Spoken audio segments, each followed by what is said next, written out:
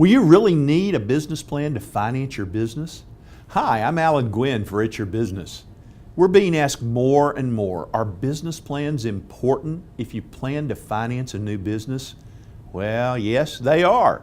We'll look at 3 key elements you should never forget about those long, drawn out, hard to complete documents that no one, honestly, seems to want to even read. More on that in just a moment.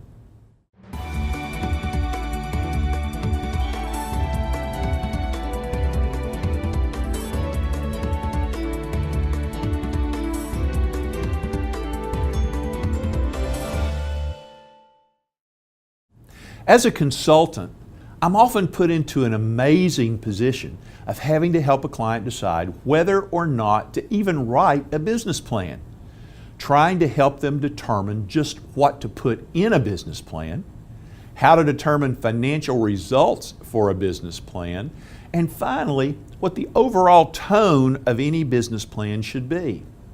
For many business owners, and especially for those who are just starting out in business, it's a dilemma they probably don't want to face. No one, it seems, wants to be a party to the development of a business plan.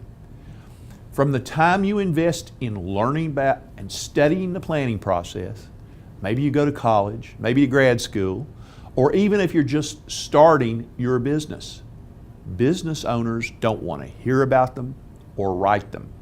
Bankers often don't like to read them. Investors only want to look at about 3 items in them. But ask anyone in business, what's the first step in developing a business? And you're going to hear it's developing a plan. Here are 3 things you should know about business plans. The first is that unless you and family or friends are funding your business, yes, you'll need a written plan. I know a lot of bankers, and I have yet to have one say to me, oh, just have your client come in and tell us what they're going to do and we'll have their funds ready for them. Doesn't work.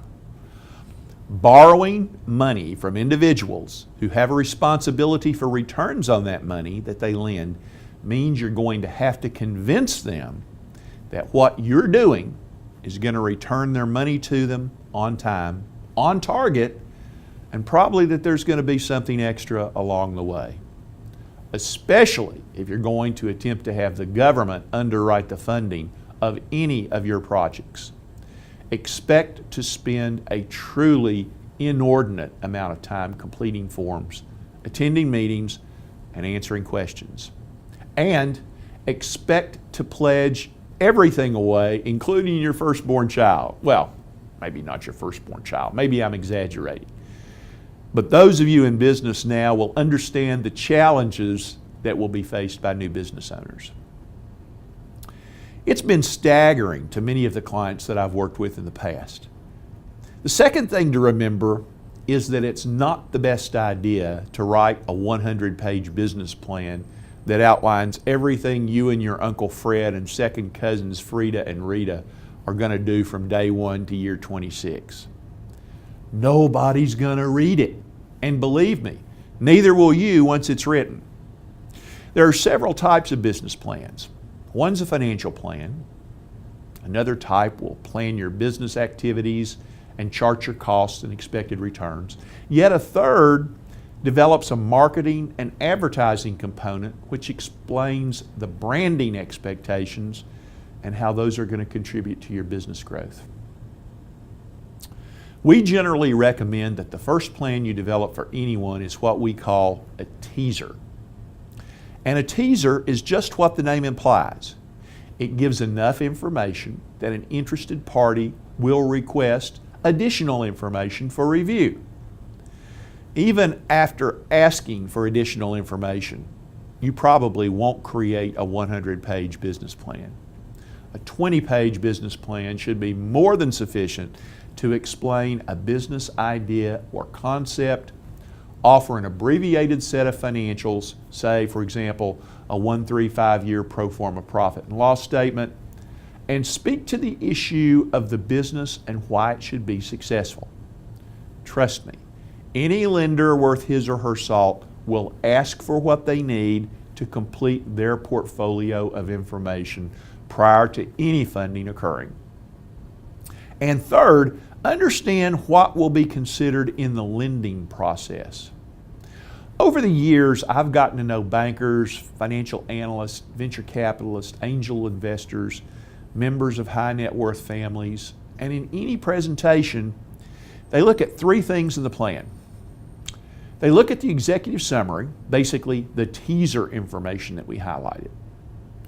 They look at the 1, 3, 5-year financials, and they determine what their payback will be and how quickly they will recoup their money.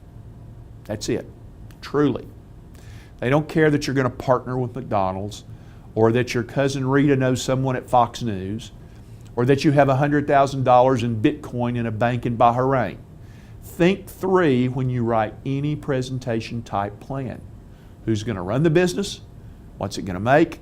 And how quickly will the lender recoup his investment? And as a bonus, is there anything in it that he or she can secure to make the lending position more attractive? Well, those are our tips to consider as you think about developing a business plan to support funding for your upcoming business. If you have questions or comments, feel free to text or call us at 800-335-9269 or email us at agwin@thegwinconsultancygroup.com. We'll look forward to hearing from you. Have a great day.